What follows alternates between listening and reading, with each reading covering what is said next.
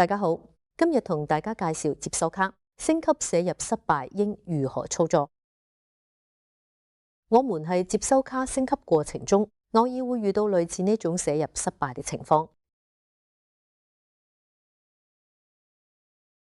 遇到寫入失敗的時候，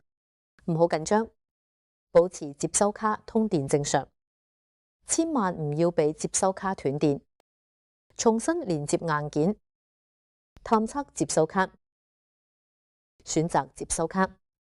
點擊重置網絡狀態，選擇接收卡，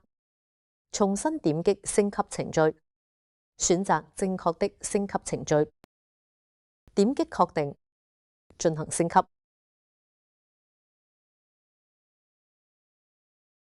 等待第二次升級成功之後，再將接收卡進行斷電處理。若再次出現寫入失敗，繼續重複剛才的操作，直至升級成功為止。